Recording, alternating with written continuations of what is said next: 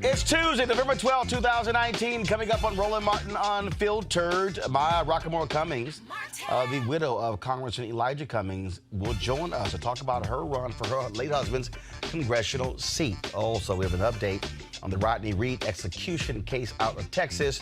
In San Francisco, their transit system, they've apologized to the black man arrested for eating while black. Tomorrow, the open impeachment hearings will start. Joining us here is Congresswoman Karen Bass, chair of the Congressional Black Caucus, to tell us what to expect. And guess what? Remember last week on this show when Melick said, "How dare we call Stephen Miller a white supremacist?" Leaked emails show that Stephen Miller has quite a thing for white supremacists. Can't wait to see Melick defend these emails. And a rally is being held tomorrow in Annapolis, Maryland at 1 p.m. to demand support for Maryland's 4 HBCUs. And in Alabama, police are trying to determine if the human remains they found belong to 5-year-old Taylor Williams of Jacksonville. Folks, it is time to bring the funk. I'm Roland Martin Unfiltered. Let's go. He's got it. Whatever the biz, he's on it. Whatever it is, he's got the scoop, the fact, the find. And when it breaks, he's right on time. And it's rolling. Best believe he's knowing. Putting it down from sports to news to politics. With entertainment just for kicks, he's rolling. It's on go, y'all. It's Roland Martin, Rolling with Roland now. He's funk, he's fresh, he's real, the best, you know he's Roland Martin now.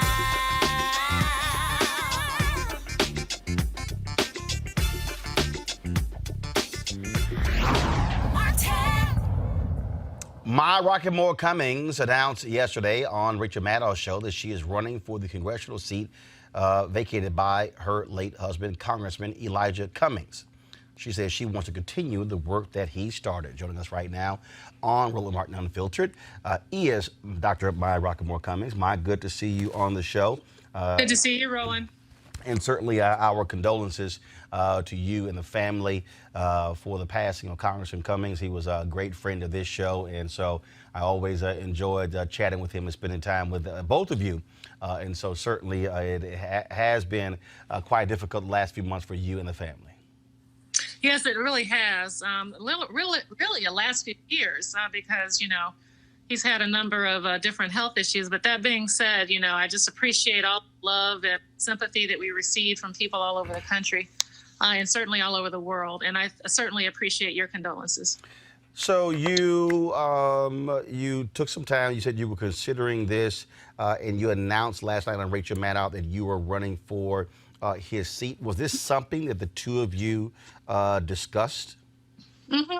We did have a conversation about 6 months ago where he was contemplating his future, and he indicated that he thought that I should take his place.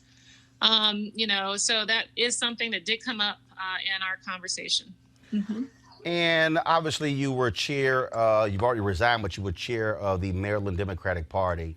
And you also had a very brief period there, had announced you were running for governor in Maryland on the Democratic side, and then you also bowed out as well. Why pursue this position now?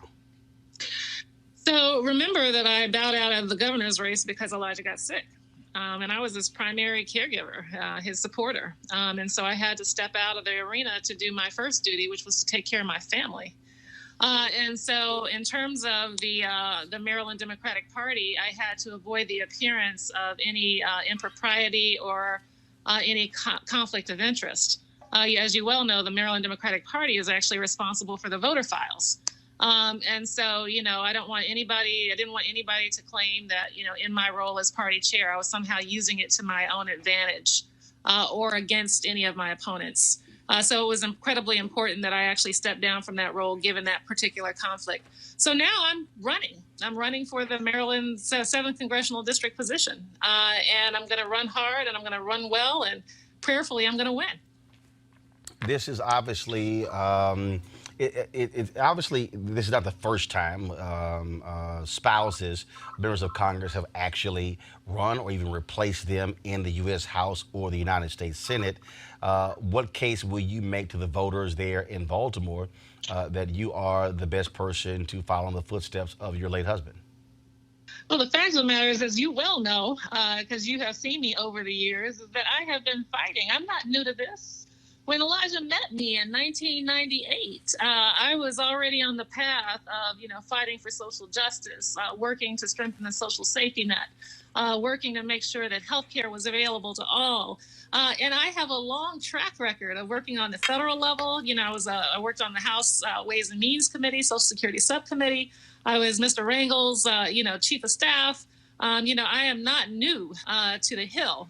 And I'm certainly not new to all of Congressman Cummings, the late Congressman Cummings' colleagues. I've testified on Capitol Hill on both the Senate side and the House side. I have a long track record of working across sectors to get things done.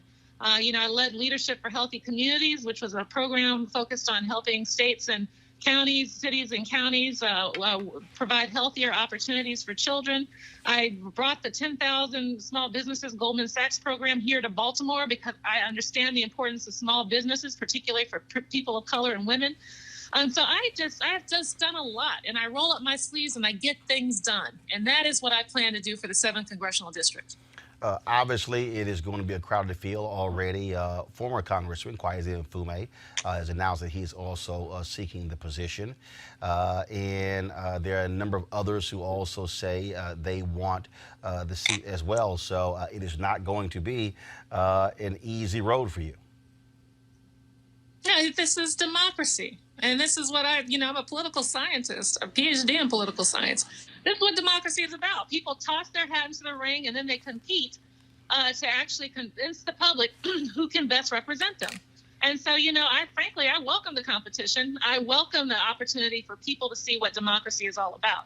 That being said, I do feel that I am the strongest candidate in the race, and I will be making my case to the people, and I hope to win. One of the things that I found to be real interesting, and it is always weird when I see folks talking. Some folks saying that they felt like even last night that you were not showing grief, and that's weird to me because frankly people grieve differently. It's not like you've not been dealing with his illness in the past 6 months. We've texted several times, and this was something that was a battle for last half of the year. And so what do you say to those folks who somehow believe that you should be grieving his death and not running for office? What do you say to them? I tell them that they don't know Congressman Cummings, because Congressman Cummings knew that, I fought right alongside of him. He expects me to continue the fight. And so the fact of the matter is that, I am seeking to continue the legacy, but also to build on it, because this is about actually solving the problems that we face in the 7th Congressional District. It's about addressing the challenges that we're facing as a nation. And again, I do feel that I am the best person and best position to address that. Earlier, you mentioned your history in public policy. First, for anybody who's watched any of my shows, you've been a frequent panelist on my shows on TV One as well. And so, when you look at that, do you also want to make it clear to folks that this is not the case where you've seen other cases of the widow of someone passing, and then members of people say, they should go ahead and fill the term, that frankly you were actually Maya Rockamore for a long time before you even started using his last name, because it was about your own record. Because I was very surprised. Right. I was very surprised when I started seeing the last name, because for the longest we never even used your married name on the show. That's exactly right. I was determined to keep my identity until I found out that nobody at church knew who Dr. Rocky Moore was. They only knew me as Mrs. Cummings. They didn't know my track record, a history of working on policy issues around the country at the federal level, the work that I've done at the state and local levels. They didn't know any of that. And so what I found is I had a split identity. People knew me as Dr. Rocky Moore through my D.C. focused work. And then back at home in the district here in Baltimore, I was just Mrs. Cummings. So I had to bring my two identities together by actually making sure that I had Cummings on my name. Well, it is certainly going to be quite an interesting race. We'll be watching it, and it certainly won't be the last time we talk. Before I let you go, tomorrow at 1 p.m., there's going to be a rally in Annapolis on behalf of the 4 HBCUs, trying to force Governor Larry Hogan to ante up. He's only offering $200 million when those HBCUs say they will settle for $577 million. Your thoughts on what the governor and what the Maryland legislature should do to settle this lawsuit that's been going on for 13 years when they've already lost, but they've appealed? Right. I think the Black Caucus is doing the right thing. I think it's important to kind of raise the profile of this matter. It's been kind of bubbling underneath the surface, and people, I don't think, really understand it. But the case is, by the way, Elijah was a Howard grad. I'm a Prairie View A&M University grad. We care about HBCUs here in the city of Baltimore. Coppin and Morgan are huge. They produce our talent in the region. And he was on the board. He was on the board of Morgan State, correct? He's on the board of Morgan State. And so, we're big HBCU supporters. And I, as a Maryland Democratic Party chair, I came out in support of a resolution in favor of the HBCUs. So I continue to support this issue. I think it's important what the Congressional Black Caucus is doing here in the state of Maryland. And I support them elevating this on the public profile. I do think that Larry Hogan should pay up. And I do think that the HBCUs deserve it. All right, Dr. Maya Cummings, we appreciate it. Thanks so much. We'll be chatting further down the line. Thanks for having me. Take care. I appreciate it. Thanks a lot. I want to go to our panel now. Joining us, Melik Abdul, Republican strategist, Kelly Bethea, communications strategist. Also joining us is Rob Richardson, host, Disruption Now podcast. Dr. Jason Nichols, Department of African American Studies, University of Maryland. Kelly, I want to start with you. And it is no surprise. I kept telling everybody, it's no surprise at all that she was going to run for this seat. Saw this coming, expected it to happen. Your thoughts on her announcement? I didn't. I definitely saw it coming. I didn't expect it to be on Rachel Maddow. I thought that was pretty interesting to see it on there.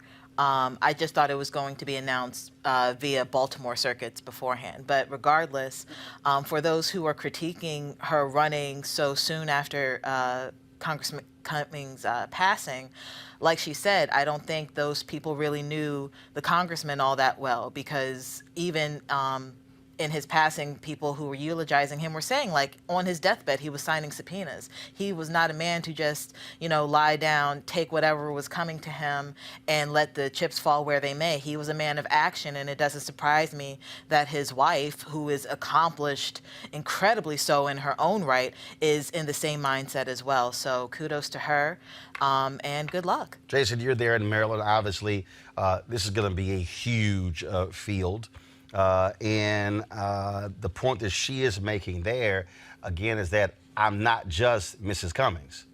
There's a whole lot behind my name, under my name, above my name, and around my name, besides just being the wife of a late congressman.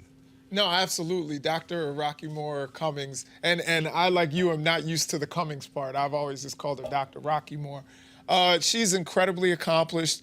One of the reasons it took me a while to get here is because I'm coming from the 7th District. And I think that, she's got a strong argument for being the next congresswoman from that district, even without the great legacy of Congressman Cummings. And there are a lot of people that have tried to take shots at Congressman Cummings. He's still extremely popular in the district. He's done incredible things throughout his career. And, there is, of course, a legacy of issues in Baltimore, as there are in many cities. But Congressman Cummings, he is still a legend in that area. And I think Dr. Rocky Moore has done incredible things, and she's going to run on her own merits, not just on his name and on his legacy. I want to go to you, Rob. What's interesting is this here. When you talk about this race, it is going to be high profile. Again, former Congressman Kwesi Mfume, former head of the NAACP. He is already jumping into the race. But also what's interesting is that with Donna Edwards no longer being in Congress and Senator Barbara Mikulski retiring, the Maryland delegation has no women. And so how do you think that might play during this election? Because also, frankly, whoever wins the Democratic primary is going to win. Absolutely. I know Kim Klachik is running on the Republican side. She ain't got no shot at all. None. Zero. I mean, less than zero, but go ahead. Yeah, all right. No, it's I think the first female coming out of this will matter, and I think it will be generational too, because she's younger too. So you look at nothing wrong with seasoned politicians, but I do think people sometimes want change and want someone that can bring a different perspective. So I think she played the right tone when she's saying, look, yes, I was there for my husband. We were a team, but I'm also going to bring my own legacy. I'm also going to bring my own vision. I also bring my own experience, and I think that's going to serve her well. So she will have the benefit of course, the Cummings name. But she also has the benefit of bringing her own ideas and being from a new generation. Mel, like we know, Republicans ain't got no shot in this district.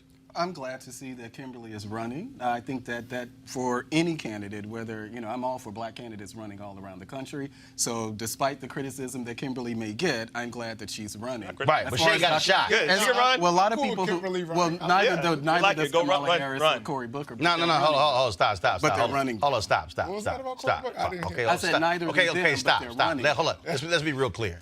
There's a difference between somebody running for a Democratic nomination and then somebody who is running in an overwhelming, not even close Democratic district. I mean, that's sort of like saying if you're running in a district, if you're a Democrat running for Congress in Mo Brooks' seat in Alabama, Well, you ain't got no shot in that deep red My seat. point is to reiterate that I'm glad that Kimberly is running and she's not waiting for someone to tell her that she can run. All right, that's as far fine. as Dr. Rockymore, it wasn't until probably last year that I realized she was actually married to Elijah Cummings, because she had never used the name, and I had always associated the Rockymore to her, so she definitely can run her own merit. What I'm interested in seeing about the race is what the Democratic Party does, because if we remember when it was, who was that, Ben Carton, Kwesi Mfume ran against Ben Carton in 2004, 6, I can't remember what it was, and he did not have the backing of the Democratic Party. They went with Ben Carton. So I'm interested in. Let's go back. First of all, he was running for a United States Senate seat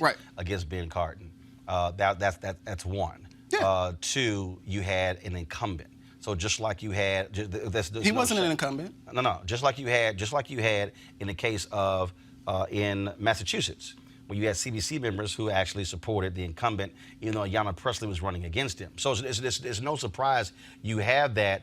I doubt very seriously you're going to see, first of all, you're probably going to see anywhere from 7 to 10 people running. Yeah, the party can't get involved. So hell, I doubt. I don't think you're going to see any party involved. I think what you're going to see is what then happens in terms of if there's a particular runoff. I got to pull up, Jason. I don't know if you know the rules there. Some places, whoever gets the most votes wins, or if there's actually a runoff there. But so I doubt very seriously any party gets involved in this primary. Well, I don't mean the Democratic Party as the institution of the party. I mean the Democratic voters. You couldn't tell. Like Kwesi and I don't think Kwesi Mfume has a shot. Well, and many people like you felt that the last time. I wouldn't say that. And he did not in win. today's day and age, maybe. No, I wouldn't say that. I don't think Kwesi that's why I has brought up Kwesi Mfume running against Ben Carton in 2004 or 6. And Mfume's got a shot. Yeah. No, he definitely has a shot. Kelly, go ahead. Wait, Kelly. Wait, Kelly, then Jason. What people forget about Baltimore is Baltimore votes based on who they know. And it almost doesn't matter what their record is. They will vote for who they know. That's why you have a lot of main names in Baltimore politics that have been there since what feels like the dawn of time, who have a plethora of things that are controversial about them, but they're still in office. Why? Because Baltimore, to me, it's local politics. And Baltimore is really, if you think about it, just a small town that's big. Yeah. And that's how they treat their politics as well. So with the Cummings name, definitely it'll help her. But again, people don't know her as Cummings. They know her as Rockymore. So that's going to be a challenge. So Jason, why do you say drama around him? Why he has no shot? Yeah, I just don't. I think. Based on what? His profile was much higher, maybe 10, 15 years ago. His profile is not very high anymore. I disagree. I also disagree. From 10, 15 years ago. Those are the people who are going to be voting. And I also disagree what you said about Baltimore just votes who they know. I disagree with that. I think, if that were the case, Sheila Dixon would have won the mayor's election. Also, you have to remember the 7th district also includes... Wait. I'm going to let you finish. But you said if that was the case, Sheila Dixon would have won. It's not like she was running against a nobody. She was running against a state senator. Yeah. So she was running against somebody who was also well known. Those are two she huge names. she wasn't in well Baltimore. known in the city like Sheila Dixon. What are you talking about? Sheila Dixon's name was far What are you bigger talking than about? the city. And out of Dixon and the person who beat her, which one had to resign for using gift cards? Catherine Pugh ended up having to resign too. Right, but my point is to act like Catherine Pugh was not known. No, you had two well-known figures. I'm not saying she's nobody. Okay, but bottom line, her profile was not nearly as large as Sheila Dixon in the city. Now, can I just say, you finished. No, well, I was just gonna say in terms of all right, now I forgot what I was gonna say. Go ahead. So what I was getting ready to say is that I think that Mfume has a better chance winning the congressional seat because of what you were saying about local politics. I don't think he's gonna win, but I think that he has a better shot at winning than he did the Senate seat, which was the names that I've been seeing popping up on, Baltimore's news and other people that I know who are in Baltimore politics, like those names are strong in Baltimore City. So you got Jill Carter, you got Mfume, you've got now Rocky Moore Cummings, and there's a couple others. Like those are strong names. Just because we in D.C. don't know those names does not mean that they do not carry weight in Baltimore. So you have to keep that in mind. Look, we also have to remember that that's part of Howard County, part of Baltimore County. Exactly. It's not just Baltimore City. Here's again what you're going to find. You're going to find a race with a number of people who are running. You're going to have all different kind of factors coming in. You're going to have a factor coming in terms of Maya Rockmore, in terms of her age, in terms of her gender. You're going to have the case of Mfume, who's 71 years old. Folks are going to say, hey, do we need younger leadership in that particular position? You're going to have a question in terms of, yes, public policy experience. Again, you're going to have all of that. But here's the other thing. I'm hearing out of Baltimore that Nick Mosby is looking at that seat. Yeah. That Marilyn Mosby is looking at that seat. There are other people who look at. So again, you're going to have. Look, the bottom line is this here: in a place like Baltimore, you're going to have, for a congressional seat, a lot of people angling for those. Remember, Cummings could have easily won that United States Senate seat, and many of us, he could have easily won. He was blown. I mean, he was way ahead in the polls. Well, but see, now that we know, obviously, with his illness, because when he didn't run, I remember talking to him backstage at CBC. I think it was in 2014 or 15, one of those years when I was moderating the town hall. When he was, and I was like, dude, okay, the reason you giving me for why you're not running ain't making no sense to me. I mean, it just made no sense. Okay, and he kept his health issues very close to the vest. Now we understand that was the reason why he did not run for the United States Senate. Okay, but again, I think it's going to be a fascinating race, and so we will certainly be watching it. And then now we'll see who else jumps into the race as well. So trust me, there'll be more names who are coming in. All right, folks, got to go to a break. We come back now. We're going to talk about HBCU rally taking place in Maryland tomorrow. Also, we'll be dealing with, of course, impeachment. The public hearings starting.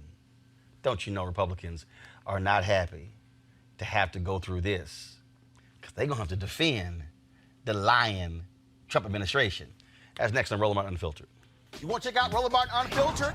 YouTube.com/Roland S. Martin. And subscribe to our YouTube channel. There's only one daily digital show out here that keeps it black and keep it real. It's Roland Martin Unfiltered. See that name right there? Roland Martin Unfiltered. Like, share, and subscribe to our YouTube channel. That's youtube.com/Roland S. Martin. And don't forget to turn on your notifications so when we go live, you'll know it. Hey, folks, as the momentum around marijuana grows around the country, the folks at marijuanastock.org have already reached more than half of their funding goal for their hemp CBD investment. That's right. If you want to take advantage of this great opportunity, you need to do it now because it won't last much longer. If you don't know, I'm talking about the hemp plant, the good cousin to marijuana, with a much higher concentration of CBD. That means hemp gives you all the medical benefits of marijuana without getting you high.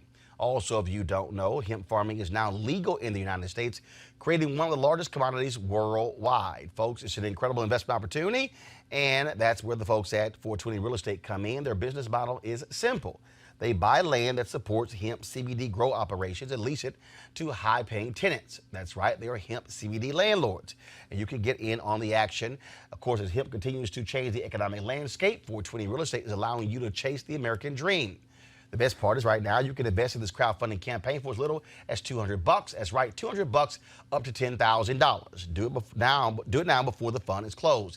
To invest, go to marijuanastock.org. That's marijuanastock.org. Get in the game and get in the game now. Folks, the Texas Court of Criminal Appeals handed down an order just past noon Tuesday, giving Rodney Reed's attorney and 3 judges involved in the case the opportunity to issue written responses to motions Reed's legal team filed. Attorneys from the Innocence Project say Harris County DA Judge Doug Shaver had no judicial authority over the case when he signed the execution order in July of this year. Now, Reed is scheduled to be executed next week, next Wednesday, for the murder of Stacy Stites in Bastrop more than 20 years ago. We'll certainly keep you updated on this case. All right, folks, let's also go to this story out of the Bay Area. Yesterday, we told you about the black man who was waiting to catch a train to work. He was handcuffed and cited for eating a breakfast sandwich on a train station platform in California. Well, the backlash prompted the Bay Area Rapid Transit General Manager Bob Powers to issue an apology, saying that while the officer who stopped and detained the man was doing his job, he was disappointed with how the situation unfolded. Now, do we have the video? We have the video. Go ahead and roll it. Because for many of you may not have seen the video, it actually makes no sense whatsoever as his brother was detained. I mean, it was really going to pound him. I'm going to pull the video up in a second. It was really silly, the fact that, okay, yes, if you got a rule, say you look, you can't eat on train stations, okay, got it. But essentially, he rolled up on the dude and created a much larger situation. It was harassment. Yeah. That's, I mean, it's no ifs, ands, and So there's some people who haven't seen this, so go ahead and roll a video, so then we'll talk about it. Bro, let my shit go. You are detained and you're not free to go. That's part of that either. Bro, you came up here and fucked with me. You singled me out out of all these people. You're eating. Bro, so what? It's against the law. So what? I tried to explain that to you. It's a violation of California law. I have the right to detain you. No, you don't. Yes, I do. Can you please let my backpack go? Are you going to cooperate? Yeah, we're... you cooperating with me? Let's fuck along. You're going to go into jail. I'm not going to jail for eating a fucking sandwich? No, for resisting arrest. I'm not resisting arrest. You are resisting. I haven't done anything wrong. I haven't done nothing wrong. I've done nothing wrong. I've done nothing wrong. Let my bag go. Just let my bag go, bro. What are you... Bro, what is this nigga doing, bro? Let my bag go. Platform is uncooperative. Somebody's got to read. Bro, bring him up here then.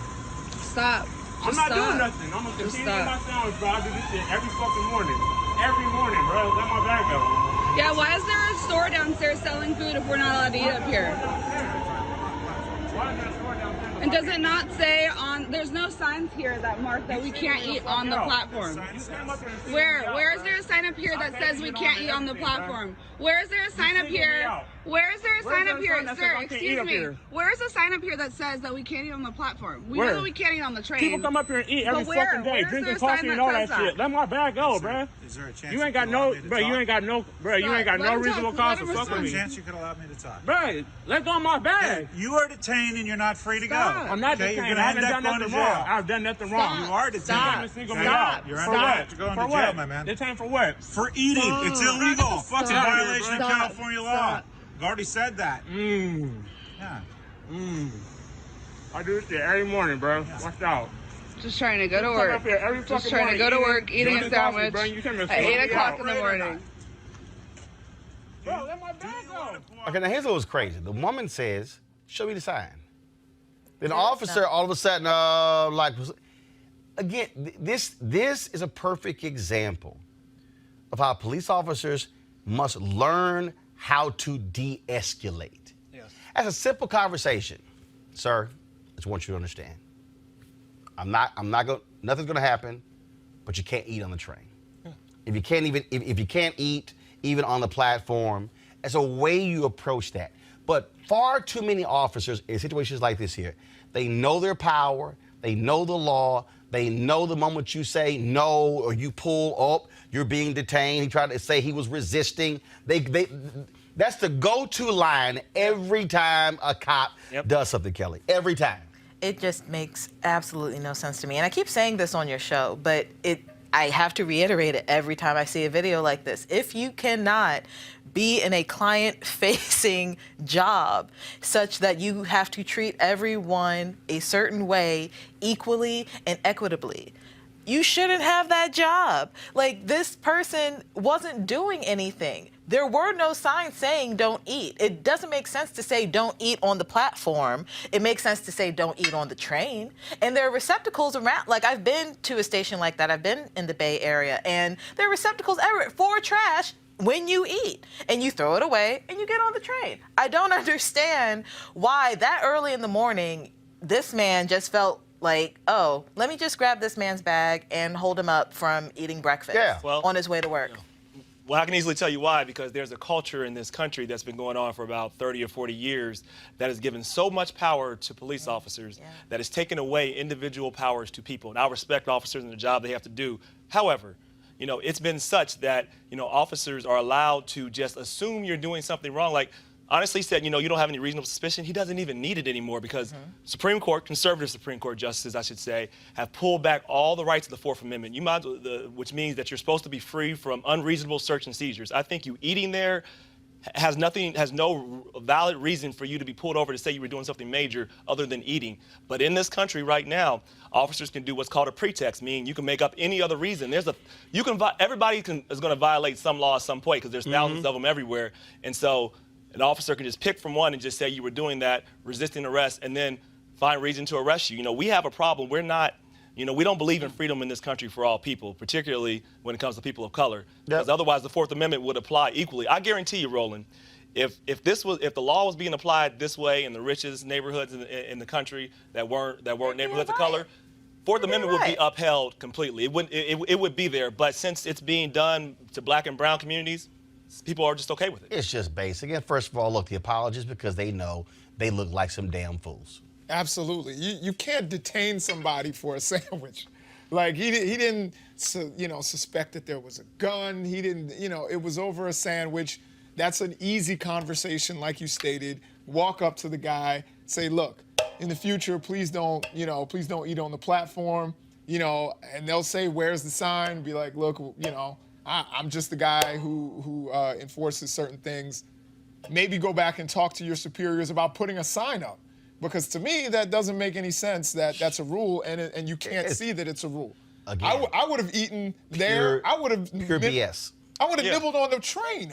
You know what I'm saying? Like, these are things, if I can't do it, you need to make me aware. But at the end of the day, you simply can just say, hey, just want to give you a warning. You can't eat on the train. Can't eat on the platform. Is there no drinking? You don't. Honestly, can you drink a coffee? Go. So to just a couple of points, it's probably illegal to drink or have food, eat food within the system. I know that's the case here in D.C. But to the woman's point, on the platform, does it mean platform in the station, on the train?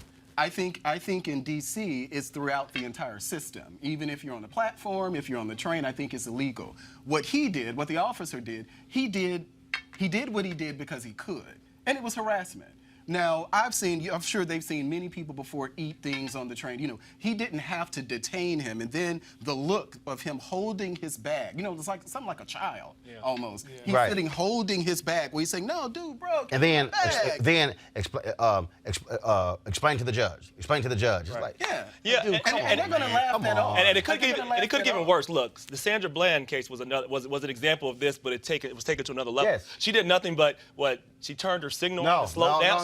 No. And actually, that didn't happen. Right. That didn't happen. He followed her waiting for her to do something. Exactly. And because he was behind her for such a long period of time, yes. she got over and he claimed correct. illegal lane But change. the point is well stated, but like they can make up any reasons. The point here, and this is why I want to tell it's really important to understand why it's important to vote in elections, why Supreme Court justices matter, because these rulings have pulled it back where police have so much power that it doesn't matter. So people need to know this is why it matters. Don't tell me it doesn't vote. Don't tell me your vote doesn't matter. All right, y'all. Tomorrow is the beginning of the first public hearings in the House impeachment inquiry of Donald Trump. Now, of course, all this started really with that phone call to Ukraine, where Donald Trump claims it was a perfect call. It was perfect. But then we have a whistleblower who says, no, Donald Trump literally asked a foreign government to investigate a political rival. Republicans have tried their best to cut this down. They've called it crazy. They've called it outlandish. They've called it made up. They've called it a coup. Now their new defense is, okay, yeah, it was quid pro quo, but because he wasn't smart enough to follow through with it, it really didn't happen. I don't really know how that one's gonna fly. Now we got the Roger Stone case out of Florida, where we now know that one of the Trump folks testified that yes, that Roger Stone gave the Trump people a heads up about WikiLeaks doing an email dump as well. Ooh, so many things just coming out. And then Trump has been on a tirade on social media, angered by all of this, by trying to blast Adam Schiff. And Republicans say, well, no, Schiff should testify and Hunter Biden should testify. Really, y'all? Joining us right now is Congresswoman Karen Bass. She's a California chair of the Congressional Black Caucus. Congresswoman, clearly having these public hearings, the public will now actually get to hear testimony that has been happening behind closed doors. How critical is that? Well, I think it's going to be very, very significant. You know, I have seen the testimony of several of these witnesses in the classified hearing room. And, you know, we had to do it that way first because we didn't want people matching their testimony and all of that like a grand jury.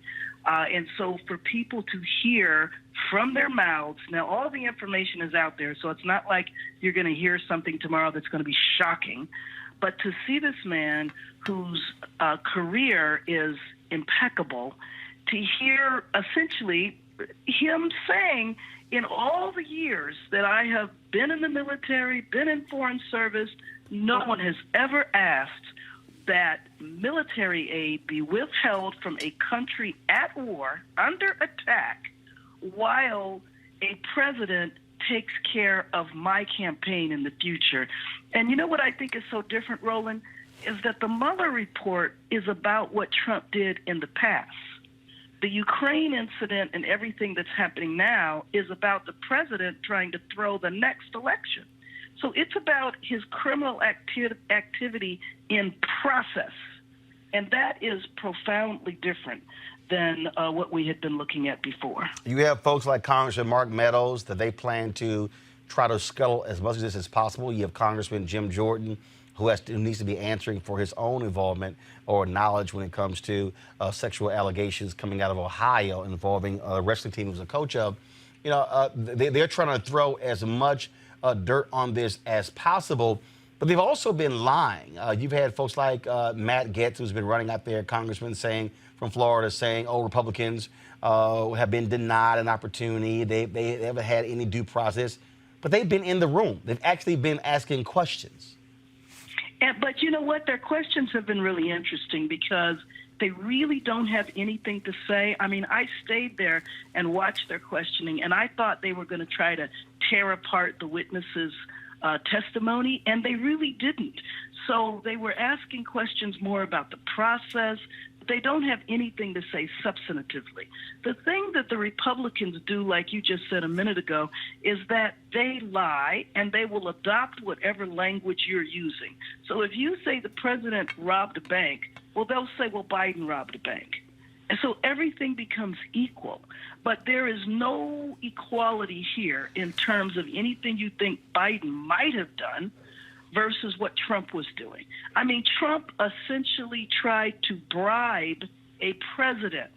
he tried to bribe a president by saying, unless you go public, and he was specific, you got to get on CNN, and you have to tell the CNN audience that Hunter Biden and Joe Biden were involved in corruption, and I am going to initiate an investigation. That's what they told the president he had to do in order to save his people who were under military attack. But then they say, well, you know what?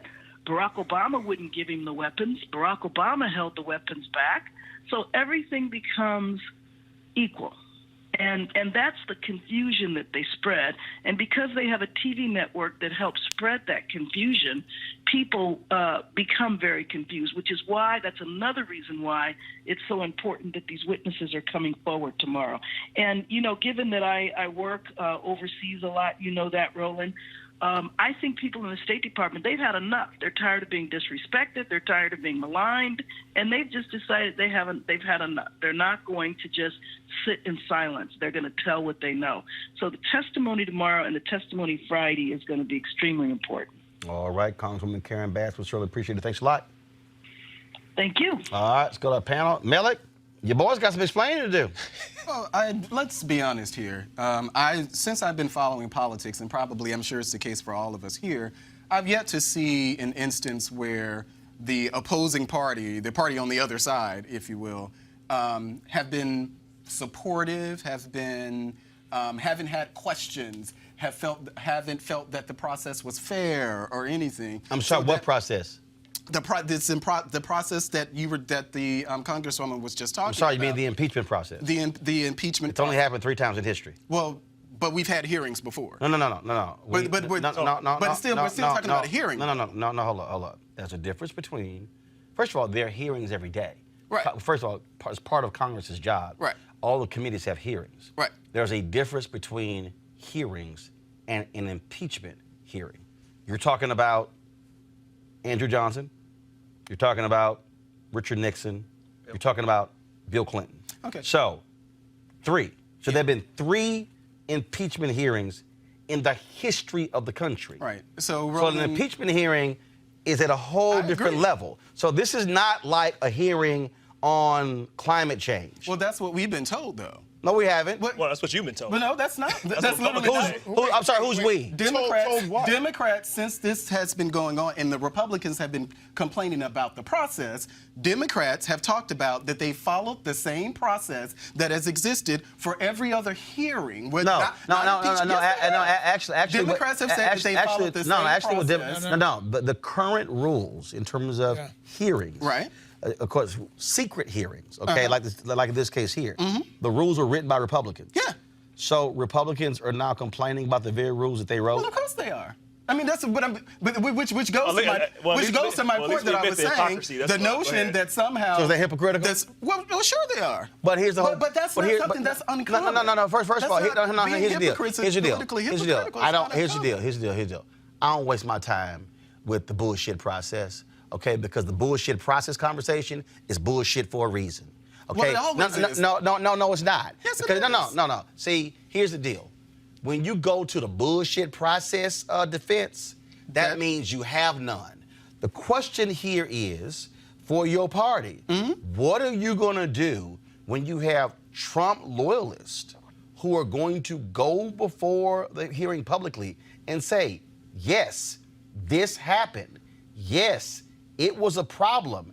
And on the other hand, you've got Trump saying, read the transcript. And first of all, it's not the actual transcript. It was notes from a transcript. So how are you going to defend him lying, saying this happened, when you're going to have witnesses who were on the call say, that didn't happen.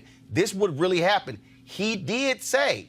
You now have the Department of Defense testifying that they were told, don't release the money until this happens. Well, 2 points. I don't know if everyone who's testified are actual Trump loyalists. I know they work in the administration. I'm sorry. Hold on. If you are an ambassador and you gave $1 million and then you appointed the ambassador, you're a Trump loyalist. I mean, well, that's okay. Well, that's your version of it. But on the second, That's my version of it, right? Hold on. I don't know anybody who drops a cool million just for the hell of it. But on the Ambassador second Sondland point, is definitely a but Trump on loyalist. the second point that I was, Almost all of them are Trump loyalists. They're appointed by Trump. But Sondland they were is appointed if by I'm Trump. allowed to actually appointed by finish him. my point. No, go ahead. Go ahead. What I was saying is on the second point, the notes that people have been criticizing, which is ironic, we're talking about hypocrisy.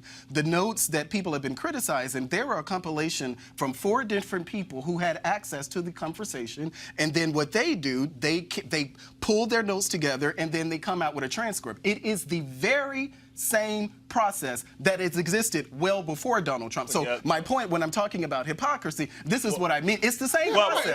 But people are saying that. But people are saying that. This is different because it's not the full transcript. The difference here is the guy who was on the call is lying about the call. Well, Rob, the person on the other side of the call Kelly, the said real that deal is there here, was Kelly. no quid pro quo. Kelly, the real deal is here. The dude who made the call is lying. And he's lying. And first of all, the dude who made the call is a known liar who's lied about a whole lot over and over and over again. So he don't get the benefit of the doubt when you've been lying your ass off for almost 3 years. Kelly, go ahead. Well, I mean, you're right in that regard, but to the Congresswoman Bass's point about how the Republicans are trying to equate the process of hearings passed with an impeachment inquiry, I feel like you just kind of said exactly what her point is. You're trying to make this an even playing field in terms of what's about to happen tomorrow versus what has happened in the past. But the fact of the matter is what's going to happen tomorrow, while it may look that way, just on its face, it's not going to be what has happened in the past because this has never happened before. So that was the Congresswoman's point. It's like a hearing is not just a hearing. It's not like a hearing is a hearing is a hearing. No, every hearing has a different context. Every hearing has a different purpose. And right now, we are in a hearing, in a situation where this hearing is going to, frankly, be unprecedented. So we can't, look to history, unfortunately. But that's what Democrats have been Rob, go ahead. Rob, go ahead. Look, this is very quickly. So, a couple points. Number one, this line is not normal type of line. In Trump world line, it's nighttime right now, and Trump would tell you it's sunny outside, and everybody say it's sunny, it's sunny, it's sunny. Like there's no foundation. And the whole Republican Party will fall in line. Everybody's no, really, it's sunny. It is. Rob, go ahead. No, they won't. I say all the parties. No, they won't. Oh, hell, man. There are cowards right now in the Republican Party. There are cowards and traitors. We have never seen a case where you have a president that is basically extorted, committed bribery, and I think committed treason. We have not seen that. We have not seen that happen. We have to go through a process to lock him up and to make sure he goes that he's held accountable. And listen, he is treasonous. Like he extorted this money. He tried to extort this money in order to advance his interests. And the reason why Americans and everybody needs to be worried is because he can do that to you. He can do that to you. He can do that to you. And if everybody says that's okay, look, no, they can't. Everybody's not the president. Everybody's not the president. He hasn't done anything. Yes, Jason, here's the reality. First of all, you want to wait? Rob. That's a sideshow. He wants you to chase that. No. That's a side. No. Melon, your argument is a sideshow, and you want us to chase the rabbit down the foxhole. We're not. Jason, here's the whole deal. Jason, here's the whole deal. Jason, here's the whole deal. What it boils down to. What it boils down to is here, Jason. If Trump didn't lie, if Trump did not say to Ukraine, investigate Joe Biden, my political rival, we're not at this point. But the reality is he did. And we know for a fact, he lied about, oh no, I didn't want to fire James Comey. You lied. He lied when he said, no, I didn't order my White House counsel to fire him. He lied. He asked Corey Lewandowski to deliver the message. He has lied repeatedly. He's lied about lying. What he did was, he kept pushing the envelope. And the problem here was it got reported. Now the New York Times is reporting that Donald Trump has had conversations because he now wants to fire the CIA Inspector General who reported the whistleblower's complaint. Why? Because he does it. He wants payback to anybody who dared to do what's right. You know, it's scary, actually. I think that's one of the scariest things. You know, you've seen, if you've been following any of the right-wing people on Twitter, they've been trying to out the whistleblower. They've been saying who he is and all these kinds of things, knowing that he will get death threats and that, you know, his safety and his family will be in danger, and that there are rules and laws that protect whistleblowers.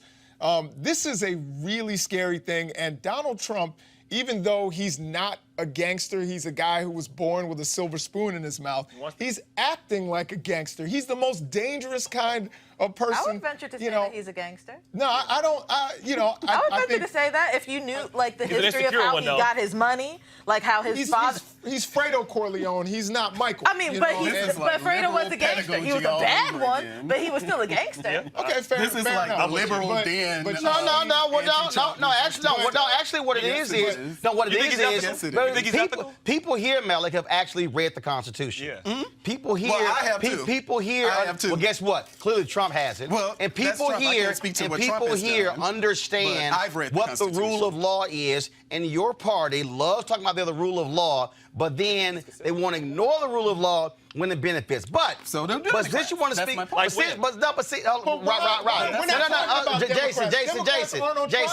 Jason, we're not talking about a lot of things that we continue to talk Jason, about. that's called chasing that rabbit hole. That's all it is. And guess what? It ain't gonna happen. But I do want to bring this up, y'all. I do want to bring this up. Leading up to the 2016 election, White House senior policy advisor Stephen Miller promoted white nationalist literature, pushed racist immigration stories, and obsessed. I'm done with that damn story, Malik. I'm doing something else. So stop talking about the other story. So here we go.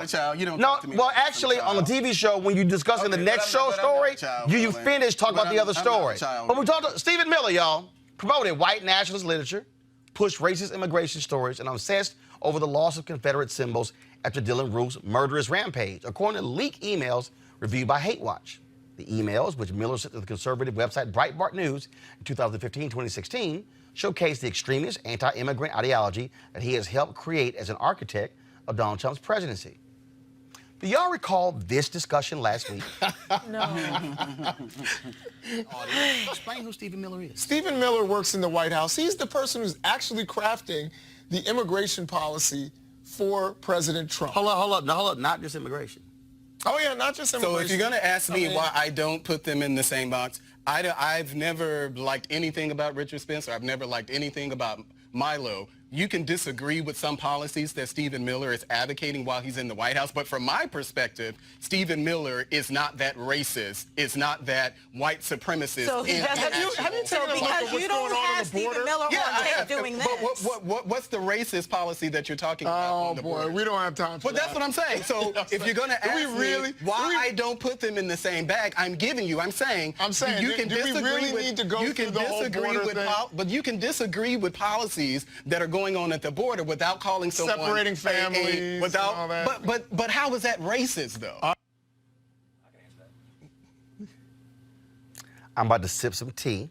Again, smoking a joint. I really did. I thought you were advertising the hip. I'm sipping some tea. Marijuana stop. Again, according to leaked emails, White House senior policy advisor Stephen Miller, the same one we're discussing right there, promoted white nationalist literature, pushed racist immigration stories, and obsessed over the loss of Confederate symbols after Dylann Roof killed 9 black people in a church in South Carolina. The emails also show Stephen Miller with extremist anti-immigrant ideology in the emails. Malik, what you got to say now? Well, as I said last week, and I'll say again today, I draw a distinction when we're talking about actual policy. I think we just saw the clip, and the question was, well, is the border family separation, is that a racist policy? Is Stephen Miller white supremacist? Stephen Miller has to answer for No, I'm asking you. Stephen Miller. No, Jason. No, Jason. I'm asking you. Is Stephen Miller white supremacist? Well, I don't classify him as a white supremacist. So how the hell do you classify these emails? Stephen Miller was pitching stories to Breitbart or whatever. It's Breitbart. It's Breitbart. Stephen Miller was pitching stories to Breitbart. That's something that he has to answer for himself. No, I'm asking. I'm asking you. No, I don't think that Stephen Miller is a white supremacist. So what is he? No, I don't think that Stephen. What is he? Well, I don't know what he is, but I don't think he's a white supremacist. If we're talking about actual policy. Is he racist? No, hold up. Okay, let me read again, just in case you missed it. He promoted white nationalist literature. He pushed racist immigration stories and obsessed over the loss of Confederate symbols after Dylann Roof killed 9 black people. Well, so now, with that, how would you classify Stephen Miller? As someone ignorant, as someone did some stupid things. Jason, go ahead, Jason. Jason, go ahead.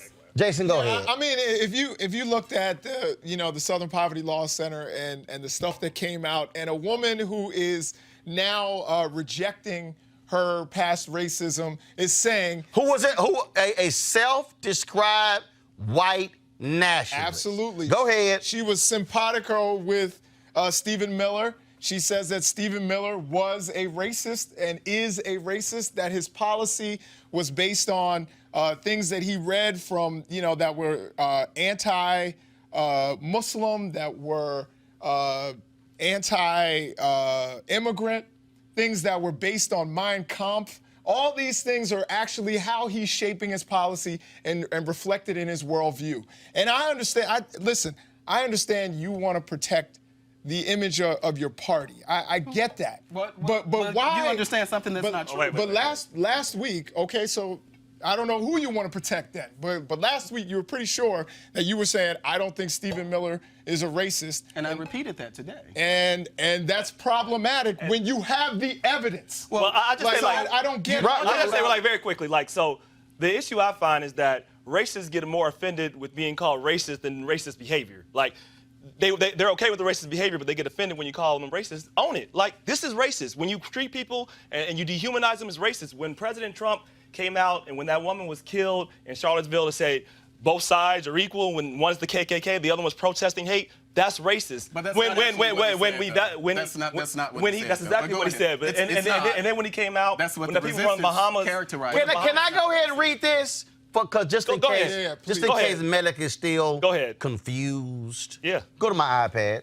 Stephen Miller's name also has appeared on American Renaissance as an author. On July 19, 2005, the white nationalist website republished a piece he wrote for the right-wing online publication Front Page Magazine called Santa Monica's High's Multicultural Fistfights regarding his high school alma mater. American Renaissance commonly republishes stories from other publications that fit into its racist agenda. Hate Watch reached out to American Renaissance for a comment twice about Miller's post, how Miller's post came to appear on his website, but did not receive any reply.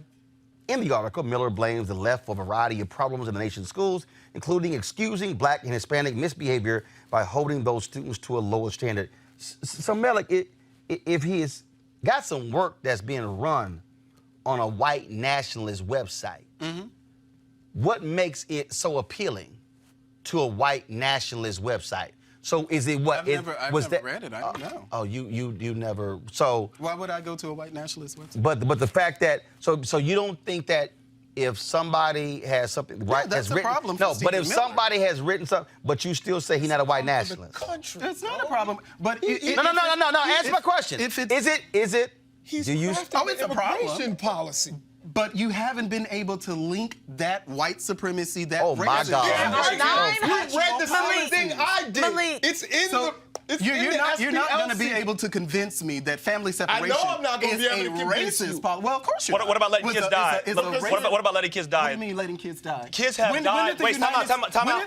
You're asking a question. Let kids die. It happened. There was a woman, it happened on Mother's Day about a year ago. Her name was Maria. I can't remember the kid's name. They didn't give They didn't give her medical help. She died. That's happened several times. Okay, but is that a function of Stephen Miller? That's a function. That's a function of racism. It's Oh a function my of God. racism. Wait a minute. So you're saying that It's the our humanization. federal government is purposely killing people and letting negligence. people die? Yeah!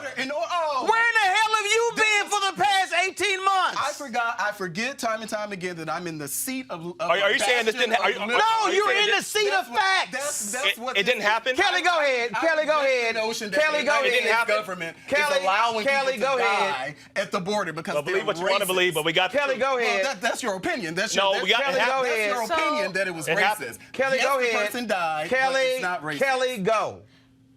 What I find interesting here, Malik, is when we saw the video of the police officer with the young man trying to pull his bag, you straight up said that he was prejudiced and that it was wrong. I didn't say he was prejudiced. I said that he was wrong. Oh, well, that he was wrong.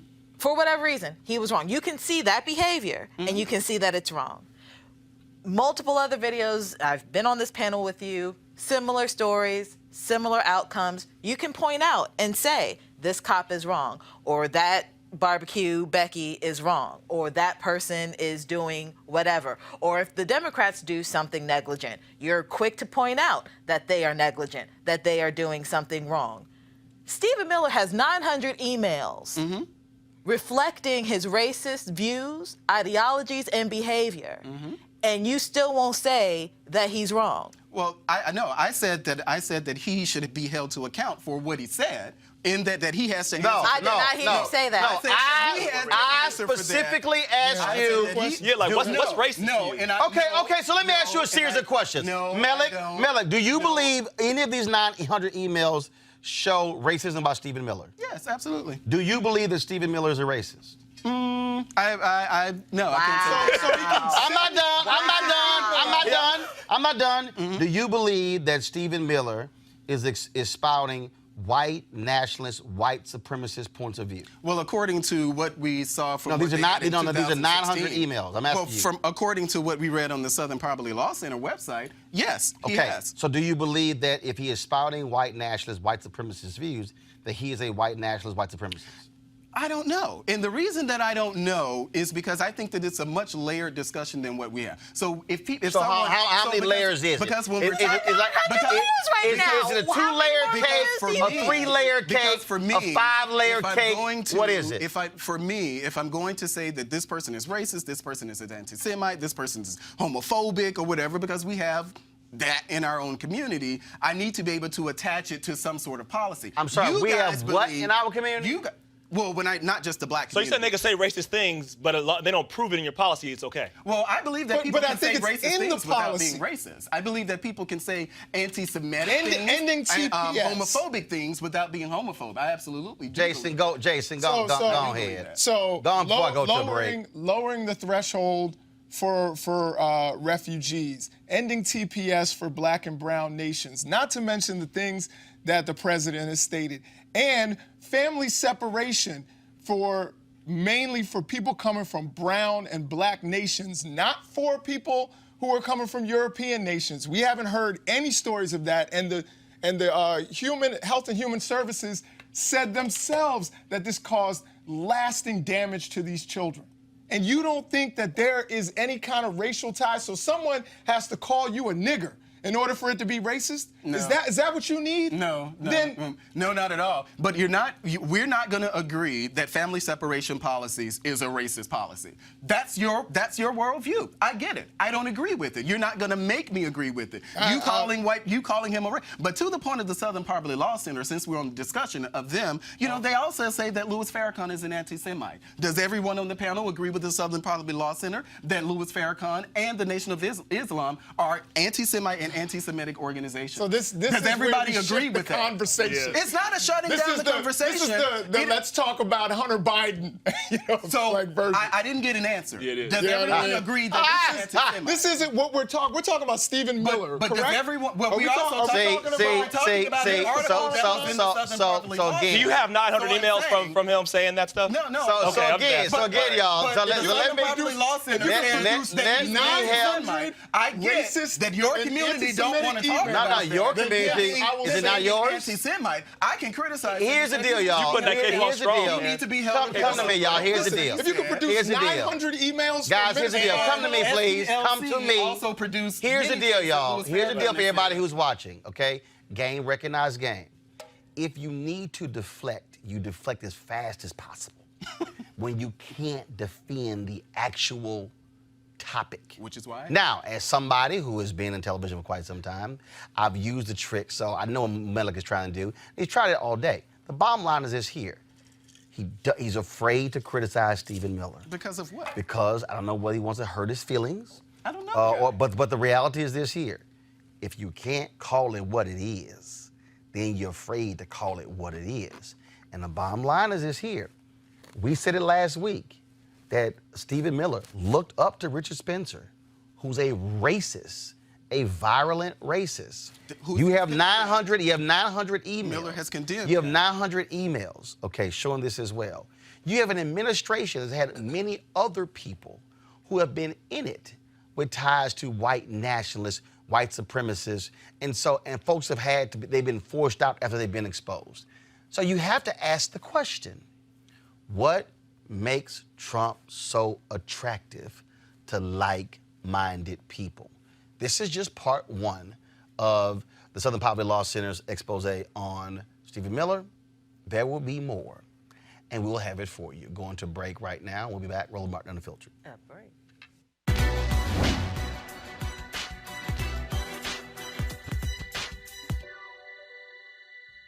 Knowledge is power, and power is the key to changing things. Writer Jill Nelson.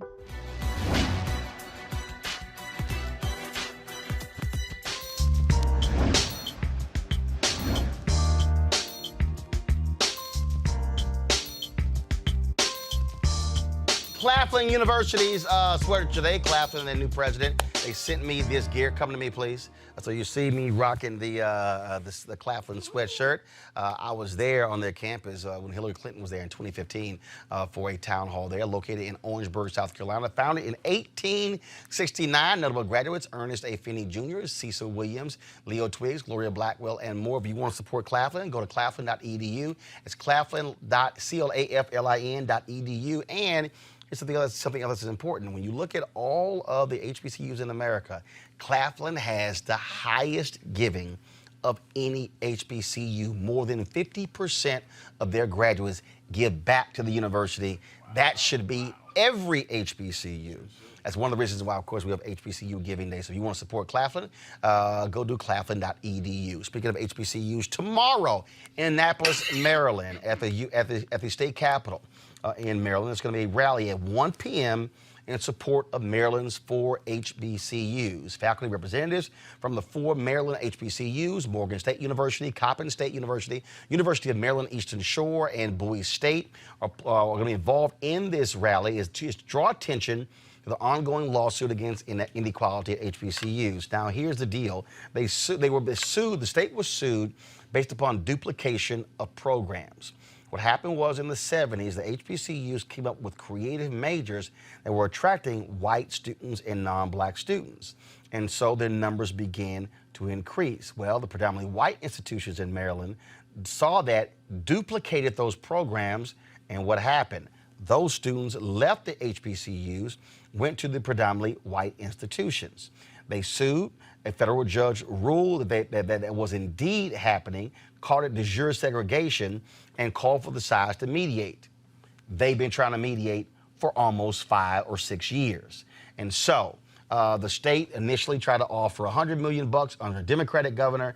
Now you have Larry Hogan, Republican, trying to say, look, his final line in the sand, red line, is $200 million.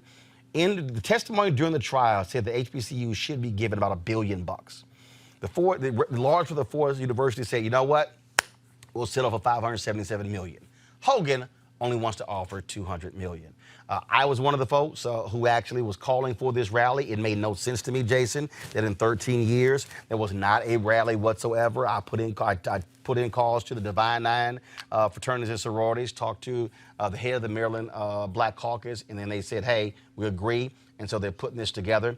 Also, NAACP, Urban League, Rebel Sharpness Groups, and others also said they would be involved. Bottom line is, you need external pressure to put pressure on the inside. And the reality is, if Hogan doesn't agree to these terms, I think the Maryland legislature, when they meet in January, a bill is already ready to award those schools $577 million. The money should come out of the budget. Maryland must stand up. And this is where black folks in Maryland need to be challenging the Democratic Party in Maryland. And also challenging to that governor, who a lot of black folks in Maryland voted for, to say, you need to be paying up these damn HBCUs, as well as that damn black lieutenant governor in Maryland, okay, who had the audacity to tell me when I was at an event at National Harbor, I didn't know the facts of the case. No, I know the damn facts. And by the way, you still have refused to come on this show, Rutherford. But it's real interesting because he wants to run for governor. A Howard University graduate not standing up for those HBCUs. Right. You know, I think that the only way these things happen is grassroots pressure.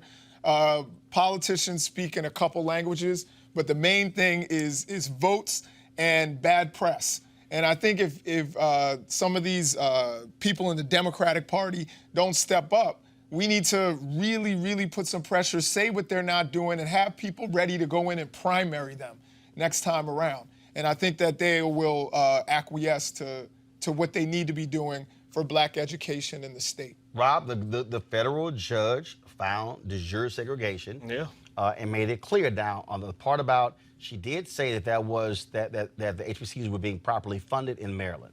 Now, Maryland's tried to hang their hat on that, as opposed to ignoring the other half of the ruling. Right. But the other half of the ruling says duplication of programs hurt HBCUs. Yep. Well, there are three ways to pressure politicians. Jason mentioned two: bad press. The other one is just pure pressure and votes. But the other way is also high pressure. Look, there's a lot of money and contributions that are given through black folks too. And so I like to say, as a community, we're not poor. Sometimes we're poorly organized. And so it comes to doing this, do it from the grassroots level, but do it in actually contributions too, because I'm sure if you look back on the contributions of a lot of these Democratic legislators, that they've gotten a lot of money from really high prominent African Americans here. So they need to put pressure in every single way, and with votes, because this is what matters. Like, we expect, without black people, there is no Democratic Party. Seriously, if our numbers went down by like 30%, Democrats would lose almost every national election. 30? No, you can go down by 10%. Yeah. Kelly, go ahead, Kelly. No, I'm saying if 60%, 30% went for Republicans, they'd be over. No. 10.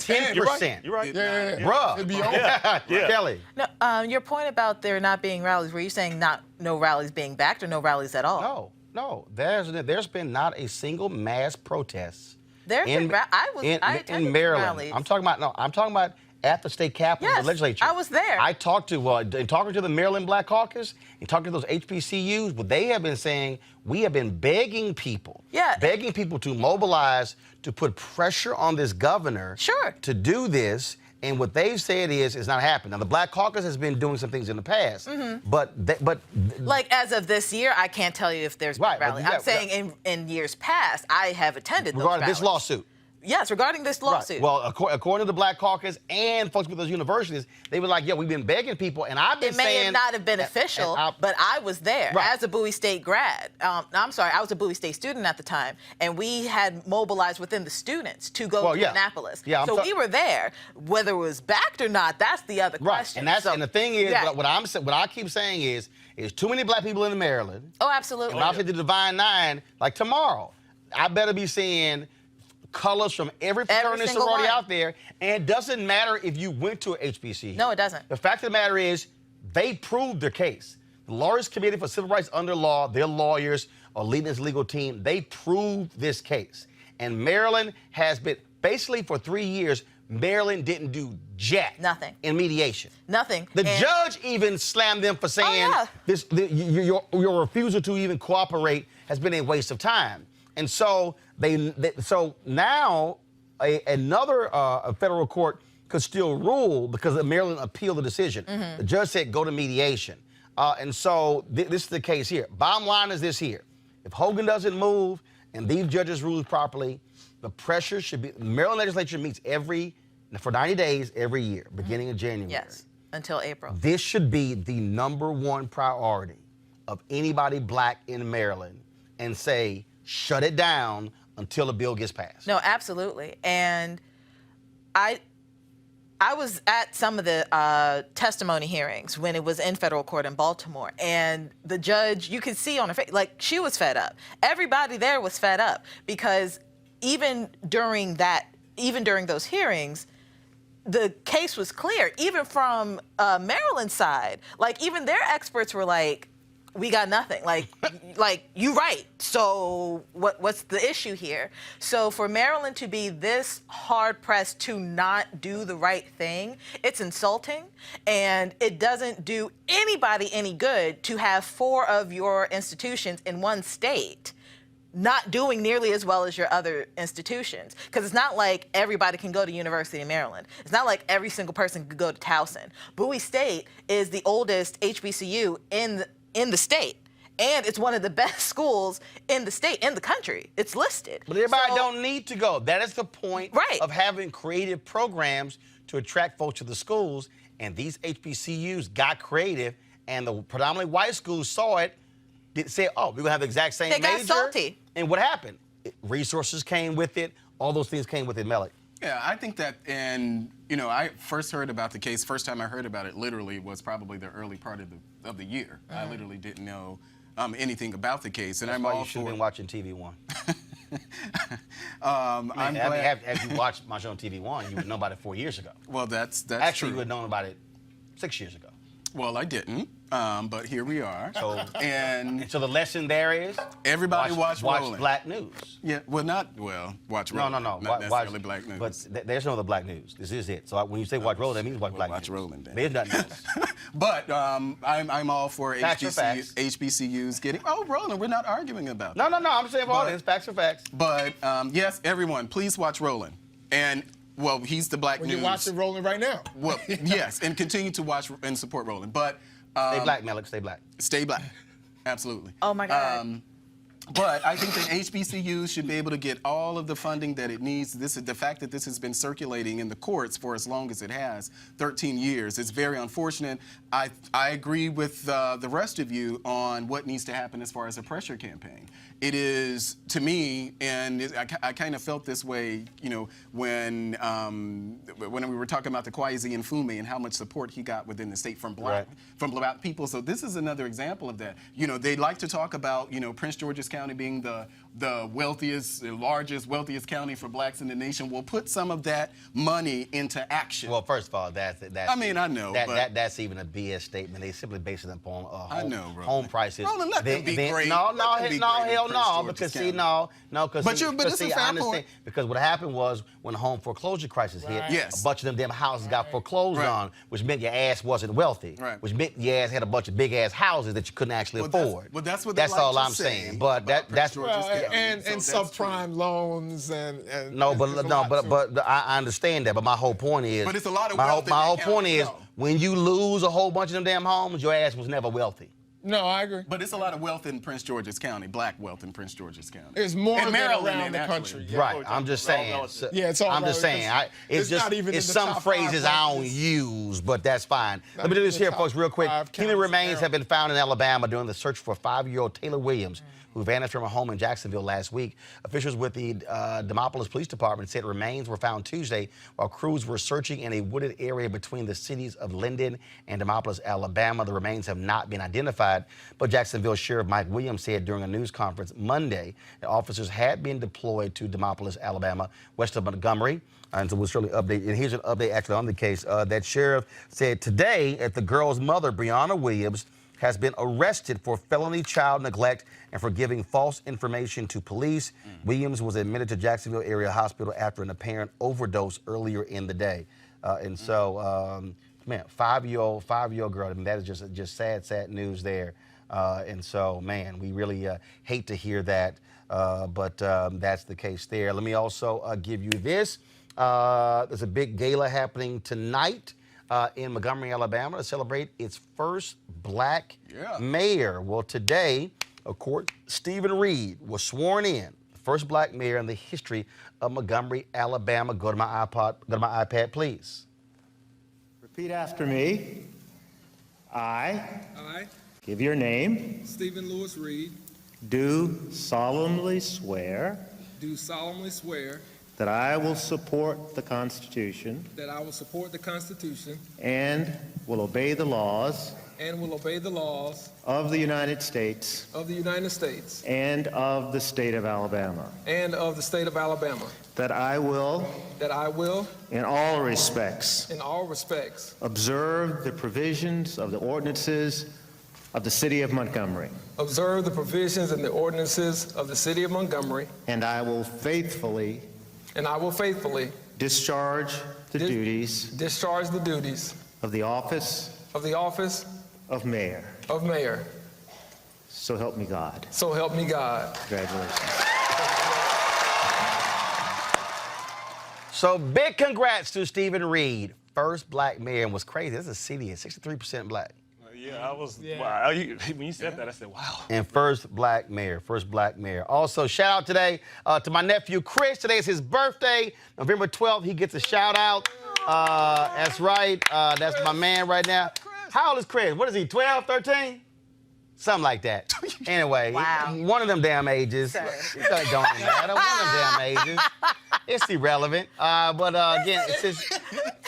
What? It's whatever. I ain't sitting wasting my time trying to remember. 12, 13, the same. It's not Roland. It's the same. First of all, which one you think he want? Remember the right number or his ass getting a shout out? I thought so. He want a gift. He wants a shout out. That's his mom and daddy job. That's his, because his daddy's birthday tomorrow and my birthday Thursday. And so yeah, I told his wife to hold out and have a baby on my birthday. She didn't want to do that. That's what she should have done. You were really owed a gift, so right? See, we guaranteed a gift. Yeah. You didn't guarantee the gift. See, that's how it works. All right, y'all. I got to go. Don't forget, you want to support Roland Martin Unfiltered. Go to RolandMartinUnfiltered.com. Join our Bring the Funk fan club. Every dollar you give goes to support this show. Tomorrow, we will be in Annapolis, Maryland, live streaming the rally from the state capitol. This is why we do this. And let me tell y'all right now, no other black website or black network will be there, which is why y'all got to support what we do. And so all these folks run around talking about black. They run a whole bunch of entertainment bullshit, but they won't be there fighting for HBCUs. Yeah, I said it. And so you need to be following the folks who give a damn about you and not what in the hell Kanye or Drake or one of them damn Kardashians is doing. No, we don't focus on none of that bullshit. We talk about black news here, stuff that matters. And so we must understand that and support it. And so that's why we want you to support us. You can, if you're all the folks you're watching on YouTube right now, you can give directly on YouTube, or you can go to RolandMartinUnfiltered.com. You can give via Cash App, PayPal, Square. Our goal is to have 20,000 followers give in the course of a year, about $50 for the year. That's $4.19 a month, 13 cents a day. And again, we cover something that matters to us. And so we'll be at that rally tomorrow in Maryland, live streaming it from beginning to end. And then we'll be live tomorrow night right here. Then, of course, next week we'll be live from Atlanta for the Democratic debate taking place at Tyler Perry Studios on November 20th. This is why we do this. We are black, we're independent, and don't nobody else tell us what to do. Why? Because in the words of Tyler Perry, own your shit. And I do. And that's why it matters for us. I got to go. Holla!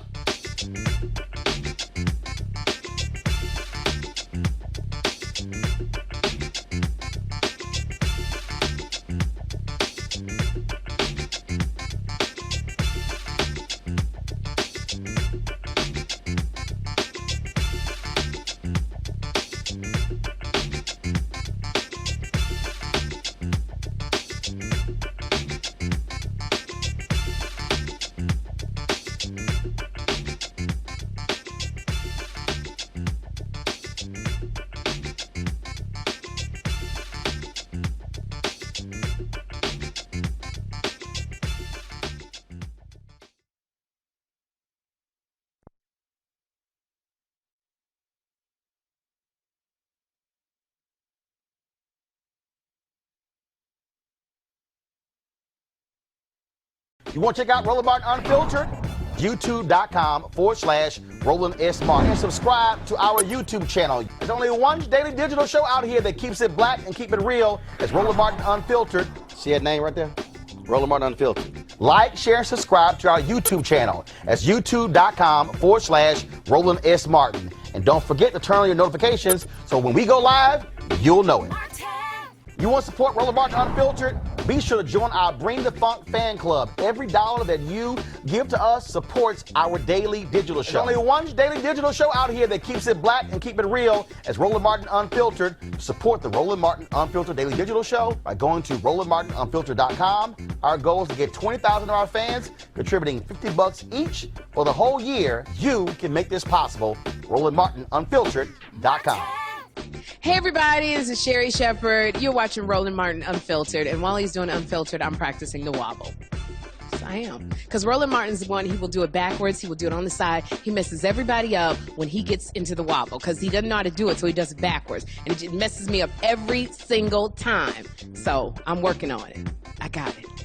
You got Roland Martin. Hi, my name is LaToya Luckett, and you're watching Roland Martin Unfiltered.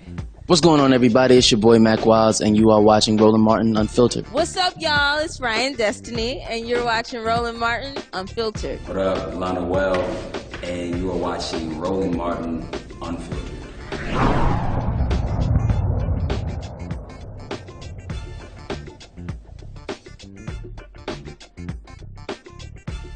Hey fam, want to check out Roland Martin Unfiltered? The blackest show on all of digital, cable, and broadcast. Check out our audio podcast. There's only one daily digital show out here that keeps it black and keep it real. It's Roland Martin Unfiltered. Press play.